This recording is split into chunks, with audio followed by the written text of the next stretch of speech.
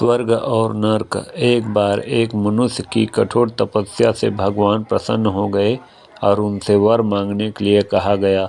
जब वह भगवान से मिला तो उसने पूछा, प्रभु, क्या आप मुझे बता सकते हैं कि स्वर्ग और नरक कैसा है? भगवान मुस्कुराए और उसे दूसरी दुनिया में ले गए। वहाँ वे दोनों दरवाजे के सामने खड़े थे। भगवान ने उसे जाने के लिए कहा और प्रत्येक दरवाजे के अंदर खुद जाकर देखने के लिए कहा। पवित्र व्यक्ति ने जाकर पहला दरवाज़ा खोला। वहाँ उसने एक बड़ी गोल मेज देखी जिसके चारों ओर लोग बैठे थे।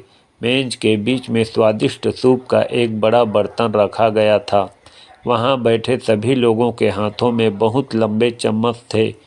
मेज के बीच में स्वादिष्ट सूप के बर्तन तक पहुँचने के लिए चम्मच काफ़ी लंबे थे, लेकिन लंबे चम्मच के कारण भोजन से भरा चम्मच लोग मुंह में नहीं ले जा पा रहे थे।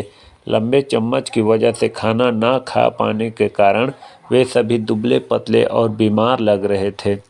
वहाँ के लोग बहुत दुखी थे। वहाँ पीड़ित लोगों के दुख को देखकर वह व्यक्ति कांप उठे। वह उस कमरे से बाहर आया और दूसरे कमरे का दरवाज़ा खोला। दूसरा कमरा बिल्कुल पहले कमरे जैसा ही था।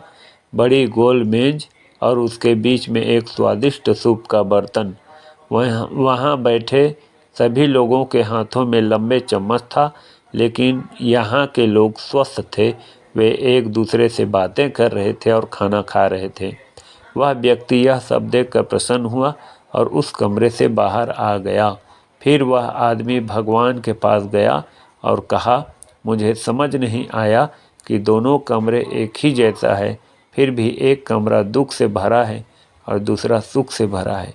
भगवान ने उसे समझाया, आपने देखा कि लंबे चम्मच दूसरे को खिलाने के लिए ठीक ठाक है, लेकिन खुद को खिलाने के लिए ठीक नहीं है। आप जिस कमरे में पहले गए थे वह नरक था। वहाँ के लोग लालची हैं और केवल अपने बारे में सोचते हैं।